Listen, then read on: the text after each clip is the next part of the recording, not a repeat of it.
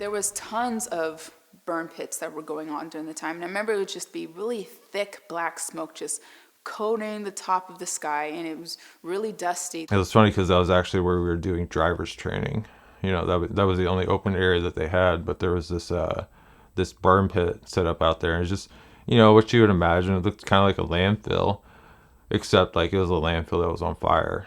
Every deployment had burn pits. Burnt plastics and chemicals, JP8, you know, different things like that. And everything went into it. Batteries, plastic, the wag bags, so human excrement, medical supplies that were expired. Literally everything we had went into the burn pit. There was a distinct ashy odor that when you don't even know quite how to put your finger on it, but it's so distinct, and it's a little bit burnt rubber, it's a little bit burnt hair. Other than that, like I really don't know how to describe it, but it was just, it was choking. There'd be soot that was left over. And at the time, I didn't think it was dangerous. I really didn't understand that I was going to be, you know, getting one of the individuals that was going to be getting sick, or that this was something that was detrimental to my health. Your mentality when you're in your 20s, like early 20s, you feel like nothing's going to kill you, right? And so you see these things happening and you're just like kind of laughing it off. And especially like as an infantryman, being in country, like getting ready to do the job that I trained for, I knew that there were bigger threats out there that were getting ready to kill me. Like, you think of the immediate threats first versus thinking of the long-term consequences.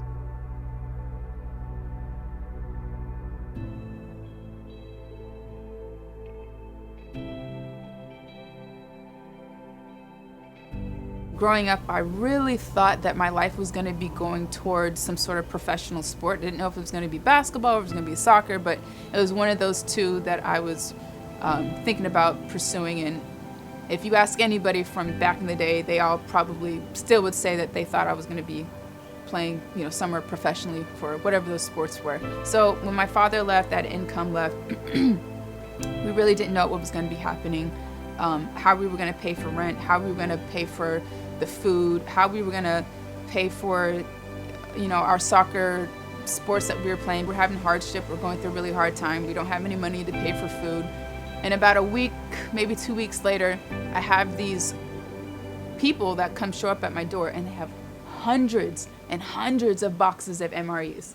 So now my family, my mother and my sister and all three of the dogs, we don't really have to worry about food anymore. Now we just have to worry about keeping the lights on, paying the car payments, you know, things of that nature.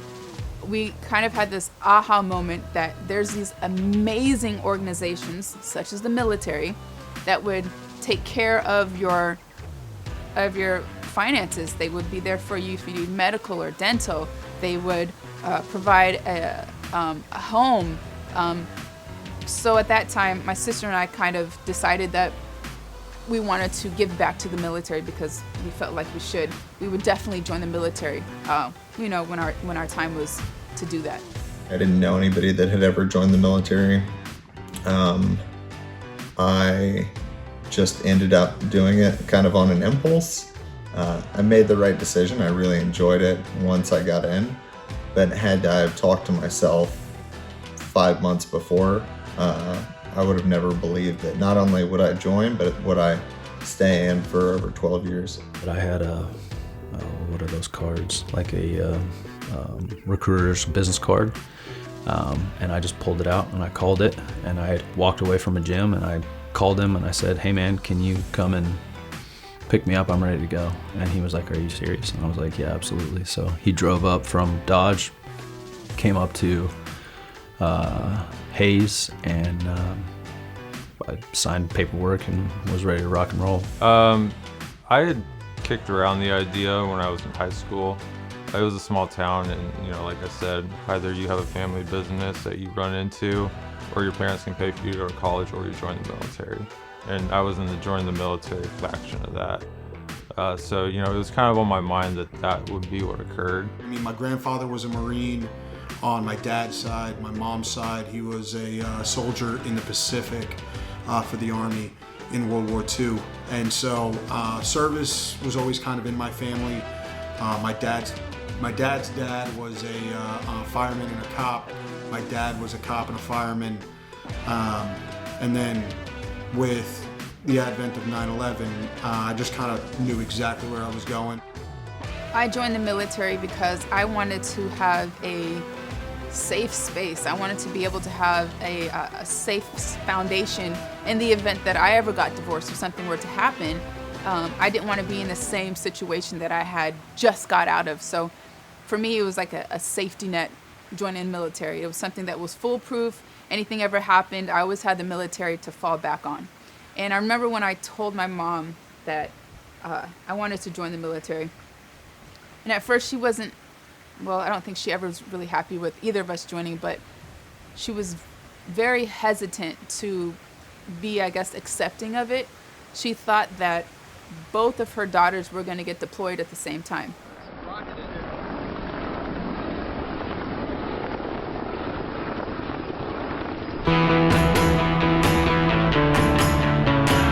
My first deployment was to Baghdad in support of the surge, and I think that was 2007.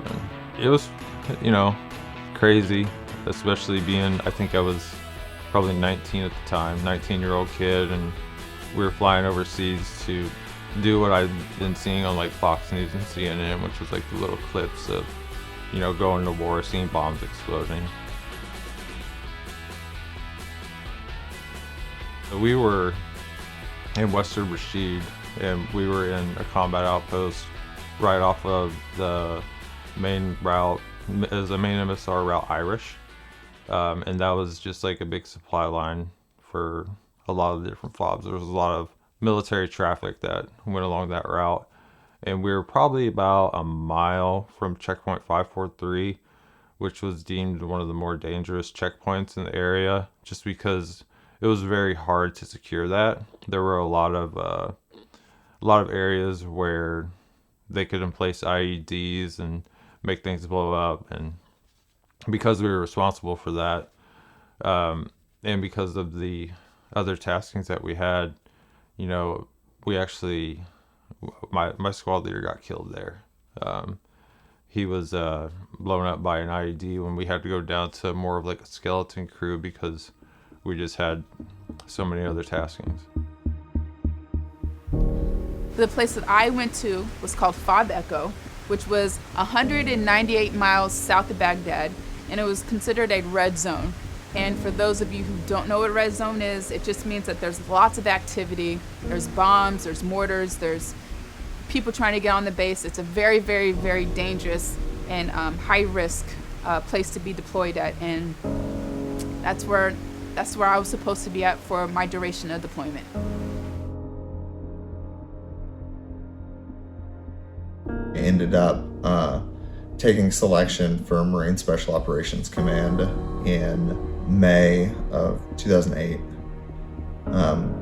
and was selected and cut orders over there, and then spent the next 10 years at Marine Special Operations Command. So I deployed 6 times, and every one of my deployments was drastically different than the one before it. My first deployment, I spent time at both Leatherneck and the other big base was Camp Geronimo. Those were the two that bases, quote unquote, that I stayed at, larger FOBs. Those ones, that's where you have the quote unquote big burn pits. So when you're deployed, there are these things called burn pits, and burn pits are essentially there to burn all of the waste and the trash that has been accumulated from those individuals being on the base. So you can think about the trash, or the tires, or maybe some animal carcasses, or maybe some sort of syringes that they're not using anymore. But all of this is put into a huge pit and then set on fire.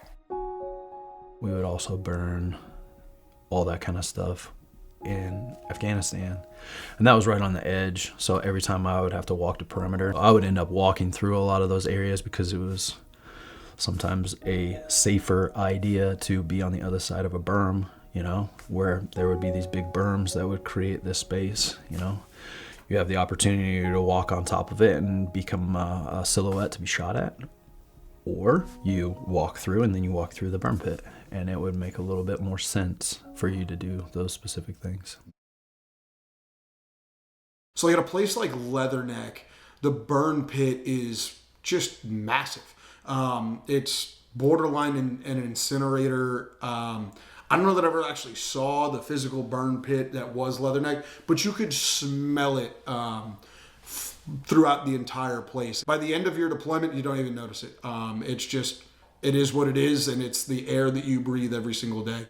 So, you know, we would do some PT around there before we ended up going to our COP. And so like we're running around this trash pit that's on fire, and like you can hear batteries popping inside of it, and you can smell the plastics that are being burned. There were burn pits on all 6 of the deployments that I was on. So the ones that notably come to mind are, so the West Africa deployments, because we were super remote, our burn pit was, I don't know, maybe 100 yards or less from the 2 buildings that we had on that compound. In 2010, what we were doing at the time is we would take a compound for like 3 or 4 days, move about 10 clicks, take another compound for 3 or 4 days, tear everything down, move another 10 clicks, take that compound for 3 or 4 days. And so you're talking cases upon cases of water bottles, 5590s. There are these like 3-pound lithium batteries to power our radios, to power our equipment for all kinds of stuff.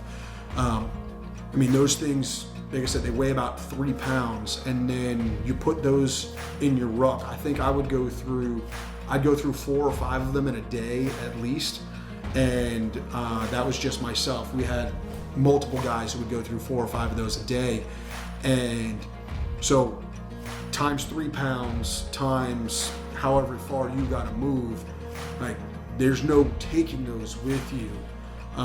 So what you do is you make a small burn pit. You know, you try to keep that burn pit away from you, but at the same time, when you're talking about a company-sized element of about, 40 plus dudes, give or take, taking a small compound, there's not a whole lot of places for those things to go. And I've had conversations with people like, okay, well, what about just burying the batteries? And it's like, all right, so this battery is 2 or 3 pounds. We can bury it because we don't want to bring it with us because it's dead and it's useless and dead weight's the worst. But it's not fully dead. Like, it's got just enough juice left in it that if a dude wanted to run some wires to it and run it to a pressure plate, it can make something go boom. And the last thing that I would want to have happen is that something that I buried to save my lungs and or my back winds up taking somebody else's life or taking somebody else's legs. The first Afghanistan deployment in 2012, when I was up in the mountains in Durbin, we actually had our burn pit a pretty good ways away. When I was down in Helmand, down in Shurikay, the situation was so hostile that our burn pit was just a corner. So we had it used to be an old farm field it had 10-foot high walls all the way around it that we turned into an LZ. But one corner of our LZ was basically our burn pit. So depending on how the wind blew, like you were always smelling the burn pit just because of the proximity of it. I'm pretty sure every single one of us could smell it from a mile away and look at it and go, yeah, no, this is definitely not healthy. I mean, I can tell you right now, in 2012, we were straight up joking about all of us getting lung cancer at the end of the deployment from the lithium batteries. This wasn't something that I thought would be, a direct threat of something that you should be paying attention to. It's more of this is a safer location for me to walk. It's not, the area where I would be getting shot at. They want like water bottles and shit, you know what I mean? And like MREs, they don't have plastic. Bruh. So I was deployed to Afghanistan in 2010 to work alongside with the military. Mostly I collected population data. Upon my return, I realized that once I start talking to veterans as well as those who were still in the military, realized that there are various kinds of exposures that impacting the overall health and well-being of a veteran. My name is Pollie Bith-Melander. I'm a faculty at CSU Stanislaus. I teach master's student in social work. And I teach across the curriculum. I'm also a medical anthropologist and a clinical social worker. I remember talking to two guys. One, I think he was in Kandahar at the time. What was most important for him was that he was quite a healthy guy, right? At the age of 20, 22, 23, and he came back with all kinds of problems related to breathing, problems related to physical fitness. He couldn't run anymore. He gets hyperventilated. He felt like he didn't have any air. He couldn't breathe. And so when he left the U.S., he left with a young 20-something body and returned with a 60-plus year-old body. So I shift my research focus a bit from reintegration issues to really looking at what happened to a soldier whose body he's no longer recognizes. I started slowly. I thought about just interviewing to get preliminary data to see what's happening. And I came across some literature on looking at a direct link between burn pit exposure and a medical condition called constrictive bronchiolitis.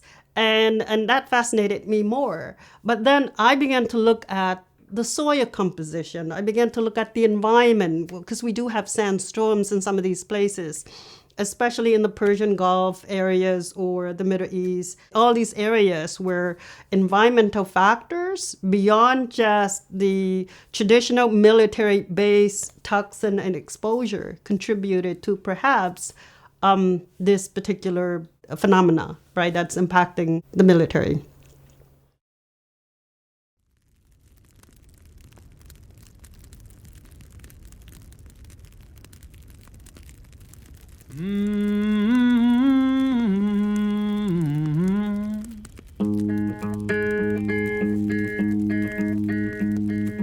Walk, children, walk, children, walk, children, in the light.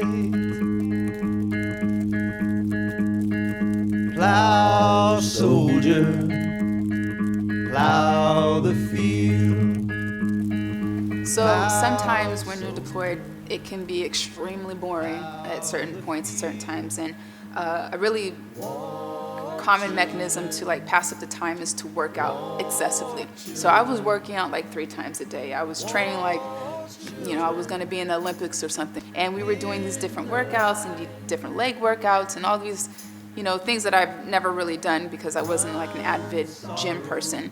And we did legs that day. I pull my left leg up to my chest, and I see that there's a lump protruding out of my leg. This rash on my feet is starting to get worse. I'm getting these like flu-like sickness pretty regularly, and then I'm getting cyclical fevers. In the last 2 years, I've had epilepsy come out of absolutely nowhere. They started as nocturnal seizures, and the nocturnal seizures have slowly developed into focal seizures, and then every once in a while the focal seizures will go into grand mal seizures while I am awake. Every night around 5 or 6 o'clock, I get a low-grade 100 to 101 fever, and then my fever breaks and I had these drenching night sweats. And when I say drenching, like literally change the sheets every single night. The first occurrence that I had happened while I was in my deployment to Baghdad. Right around probably the 8-month mark, I noticed a small lesion on my scalp when I went to have my medic look at it. And originally they thought it was ringworm. And I remember going to the doctors and finding out that I had a tumor, because at the time I didn't know what a tumor was. I just was so cancer illiterate. I didn't put two and two together with anything. I really thought I was invincible because I was so young. I was in the best shape of my life. So getting sick with this really horrific disease and it's going to potentially kill me was not something that crossed my mind whatsoever at all. I had just gotten a new job in Virginia. I had moved from Georgia up to Maryland to live with a buddy of mine while I looked for a place to live with my family. And so I moved in with him. He had 2 cats and his wife used a different detergent than my wife. So what I started feeling when I first moved up there was like an itchiness all over. So I went to a urgent care and was like, hey, look, I think I'm having an allergic reaction. And they gave me that stereotypical steroid pack. You take like 6 pills the first day, 5 pills the next day, 4, 3, 2, 1, so on and so forth, to counteract a allergic reaction. That didn't do anything. Eventually, I started to see some swelling at the base of my neck.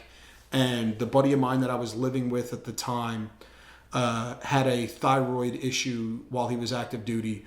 And I saw that and I went, oh no, I've got some sort of a thyroid disease.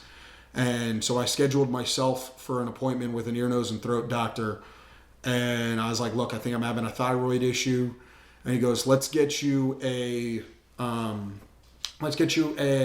CAT scan of your neck. I left work for lunch and had 2 messages on my voicemail. One was from the doctor himself telling me, hey, if you could give me a call back, that'd be great. We got the results from your CAT scan.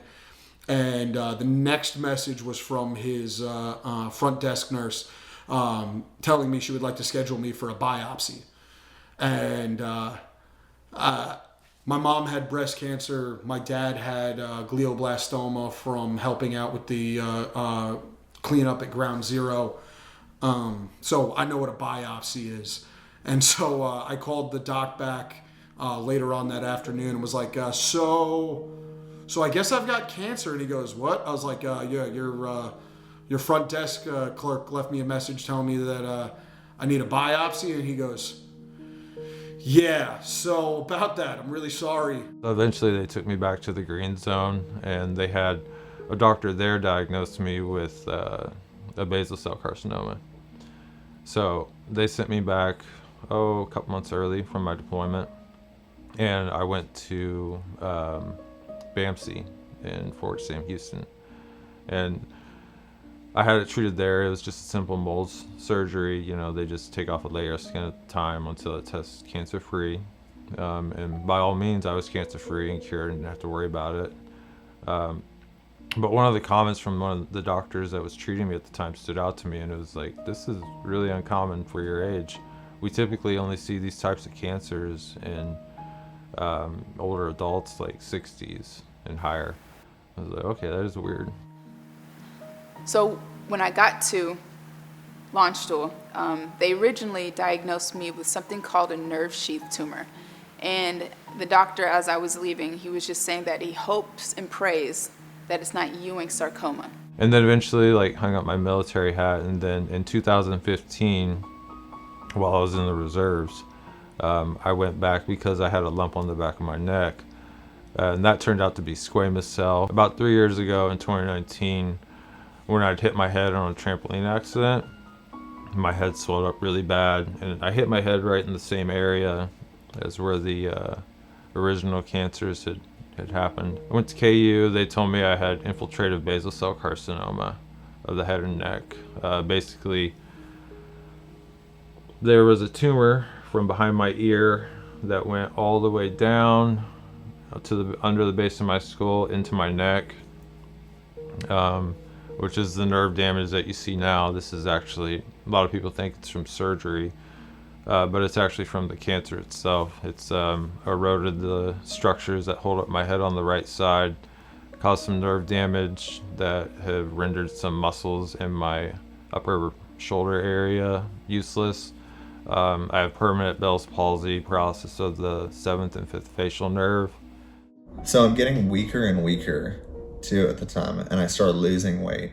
I ultimately end up losing 50 pounds before I figure out what's going on. And then I also had this little lump right above my right eye. And my wife, which I'm glad that she did, and she wanted me to get it checked out.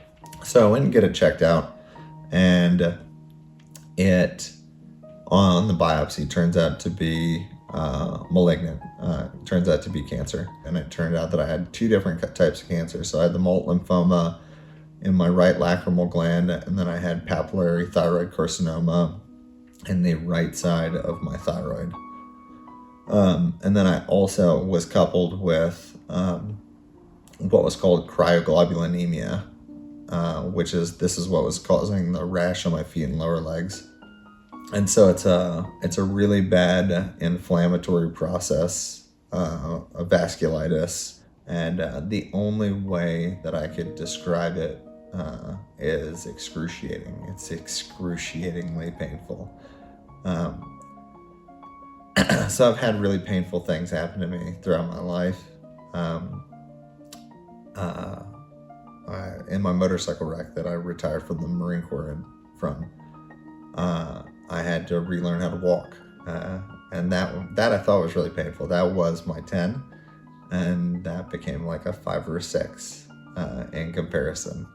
I couldn't touch my feet to the ground. I couldn't put anything on my feet. I had to basically spend hours a day laying on my back with my feet elevated, like almost in a fetal position, except not on your side, on your back with my feet elevated up in the air. Just in excruciating pain. After I get the biopsy, I'm then told that it's not a nerve sheath tumor and that it's in fact Ewing sarcoma cancer. They tell me that it's terminal. They gave me a year to live, and they want me to get all of my affairs in order in the event that I'm going to be passing away.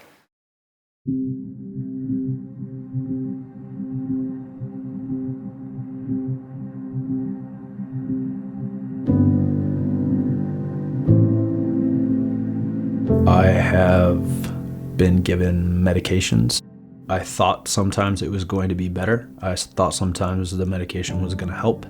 And then it slowly started to make it worse. And I started having the focal seizures, which a focal seizure essentially is almost like somebody puts a helmet on my head, and I can't really see my peripheral vision, and I can't really see or hear what people are saying, and I just have to focus on breathing.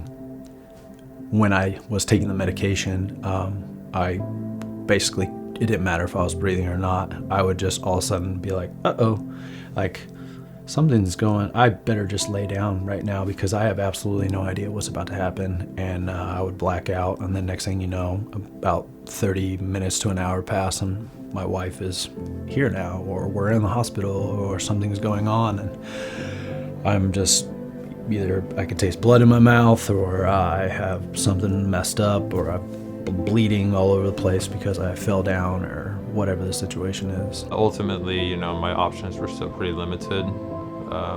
They're very good at treating common cancers and even curing common cancers, but because mine's not that common and not studied as much, there aren't as many options for me as there would be for someone who has breast or lung or one of those. So we came back and started the treatment plan that the VA had recommended, which was the vismodegib. Veterans face a great deal of challenges. Mostly services are not accessible to them. That's one area. The other area is sort of this long, lengthy, difficult process of applying to get help, right through, if they are offer service connection, then they're able to get help without having to pay out of pocket. And so that's one. Two is oftentimes if they don't have the right diagnosis, they may not get service connected, which means that they, unless they're willing to pay for it themselves, they don't get the services where the VA can pay for. All of my treatment was all taken care of. And thank goodness, because when I had tallied up the bill years ago, it was almost like $4 million. It was a lot of money. We haven't had anybody been able to connect anything specifically. Nobody has said anything that is specifically service connected, but we have been trying to figure out why, how, and how to take care of it. The other one is just the lack of basic information, right? They don't know where to go, they don't know what to do, and if they don't have a proper diagnosis, in the case of those who have been exposed to burn pit, their medical condition may not be as easily diagnosable. But what you're supposed to do is you're supposed to figure out, where do I need to go where they study my condition? And MD Anderson is where I needed to go. But the VA wasn't ready to let me go. So we had a radiation oncologist at the VA who was ready like that week to start blasting my head with radiation treatment, like 36 rounds of treatment to my head. And so we pushed back on that. And because they'd never seen a case of Ewing sarcoma, and they were basically just going off of what they've read according to statistics and just letting me know and preparing me that I might be passing away soon, they weren't very empathetic, I guess you can say. And there's no way to get the kind of care that you would get at MD Anderson in the VA because they're very siloed. You know, the doctors say they do their best to talk to each other, but just the way that the system's set up, it's so siloed that they never actually see the whole picture of the veteran's health. You can't get that in the VA, flat out, period. We're running into problems of not understanding what is happening because there isn't really, like I said, a single cost to the challenges they face. So the implications are that if we don't take the time to understand, they will fall between cracks. They're not going to get the right services they need.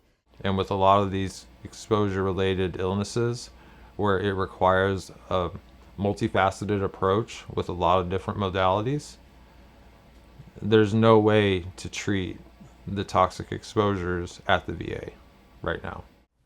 So I went through 6 months of treatment. Actually, before I did 6 months of treatment, I did one treatment.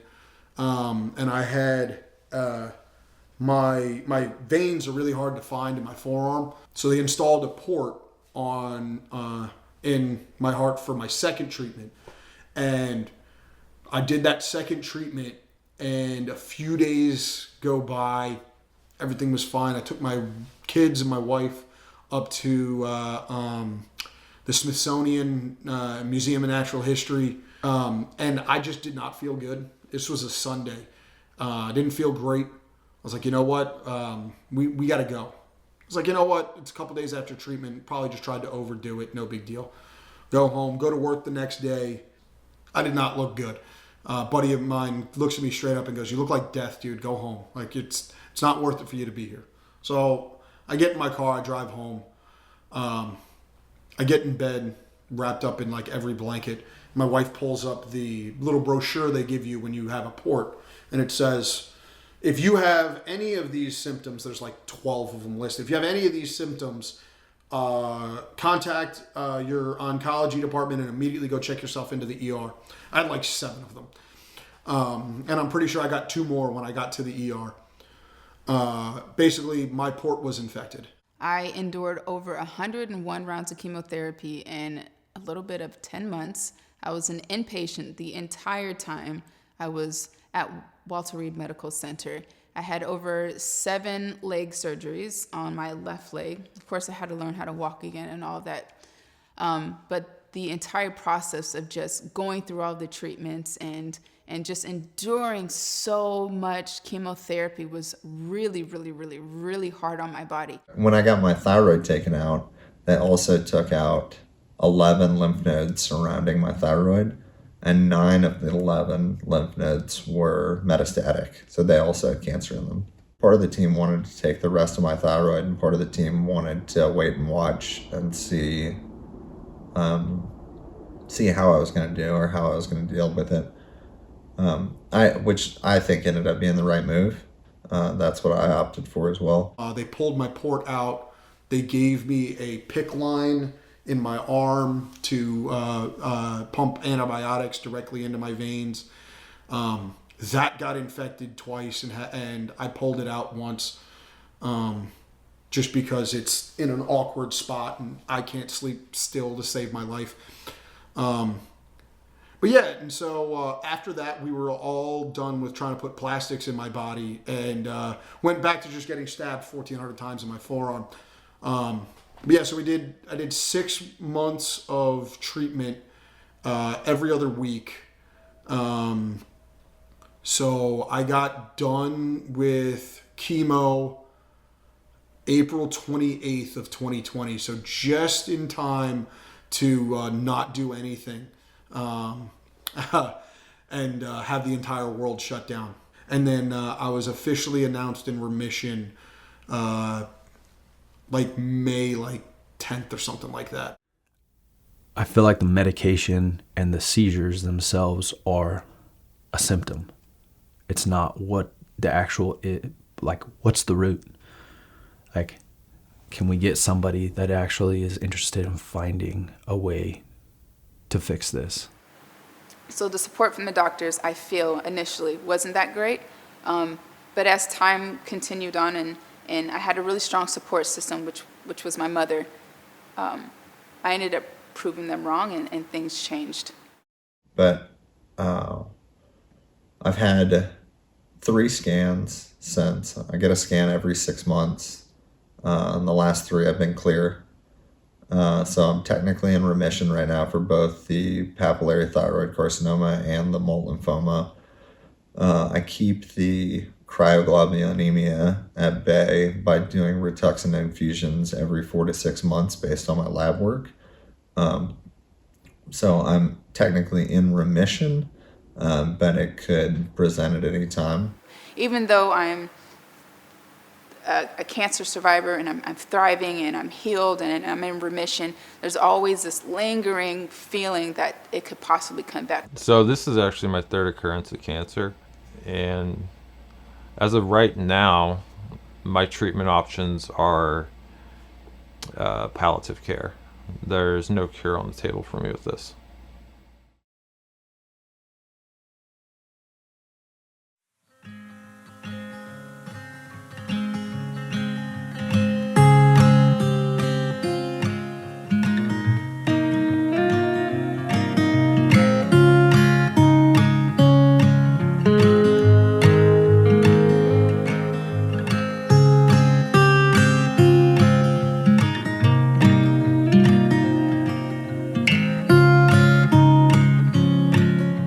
Life at first was really hard. I think the hardest thing was truly saying goodbye and mourning the individual that I used to be, and just giving myself time to grieve that old person and kind of come into this new space of this new Brandi, and what is she great at? What can I do? What can't I do? And really just learning this new individual. I don't think I started thinking about the future until I was 27, after my brain was fully developed. I was very much impulsive, very much willing, don't wear sunscreen, drink too much, drive too fast, reckless.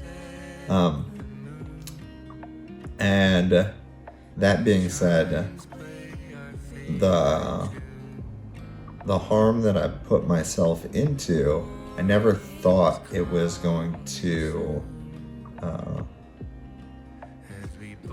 basically catch up to me. And I'm not necessarily saying that the exposures or the things that I'm around caused the cancers that I have, but I also I can't help but think they're connected. I like to use the terminology, the quote that genetics loaded the gun and then the environment pulled the trigger. And so would I have gotten cancer at some point? Maybe, I don't know. But the fact that I got so sick at 32 kind of makes me think that there's a probability or a likelihood that it was due to some of the exposures that I encountered. So the interesting thing about those who experience all these sort of health challenges is that there's not a single direct cause, right? And if we think about causes in the context of a Western medical system with a single cause, like an epidemiological model, it doesn't fit. We have to begin thinking that there's a paradigm shift here, that the causal agents are multi-faceted, right? That we can't really think in the context of, well, there's this pathogen that caused this, right? But that rather that our new paradigm or paradigm should focus on causes or causative agents, right? That there is not a single cause, but rather that all these different factors contributed to create a perfect environment for that particular health outcomes. Now I just, live my life and try to be as healthy as I can and take control over things that I can control. So spreading awareness about rare and aggressive cancers such as Ewing sarcoma. So I think that is probably the number one thing. Also just telling people that, you could have the whole entire world against you, but if you have a super strong support system like I did with my mother, that anything is possible. And it's just really important to understand what you're getting yourself into when you sign the dotted line for the military. You're subjecting yourself to so many exposures, toxic exposure, especially while you're being deployed. One, there needs to be some sort of a change in the way that we do the larger burn pit, the larger trash disposal at big bases in a war zone. There's no doubt in my mind, in the initial invasion of insert country here, you're going to have the burn pit set up. I'm not trying to sit here and dispute that. But by the time I got to Afghanistan, we were 9 years into the war. In 9 years, we couldn't figure out something better to do than to just burn everything 6 feet from our face. Like, there has to be a better process. I know that it was a pretty big struggle for the DoD and the VA to formally recognize the issues with the burn pits. But I do think that the tide has shifted, and I do think there are enough people, just like myself, that have gotten really sick at young ages after various exposures, that the DoD and the VA are doing a really good job now. I guess I just want other people to hear the story. That way we can prevent other people from maybe prematurely getting sick. On top of that, the second part that I want to get out of this is I want to make sure that the next dude who doesn't feel like something's right goes and gets help. Because I can't tell you how many of my buddies came out of the woodwork and was like, hey man, what did you have wrong with you that made you go get checked out? Because I've got X, Y, and Z wrong with me. Does that mean I also have cancer? I'm like, I don't know, dude, I'm not a doctor. Like, but you should actually go see one. Like, that should be your number one priority, is to go see a doctor. But we all still have that mentality of being a Marine, in which we're 10 feet tall and bulletproof, and the last thing we want to do is take a look underneath the hood and find out something's actually wrong. It's like, hey, the engine's starting to make a funny noise, just turn the music up, it's fine, like everything's good, don't worry about it, like I don't need to get it checked. No, you absolutely do. You shouldn't be afraid to go look for help, and you shouldn't try to sweep it under a rug or just pull yourself back into the corner. I mean, you should find help. You should look for somebody. You should find something, because it could escalate, So finding an opportunity to let yourself heal and get to a point where you can get better.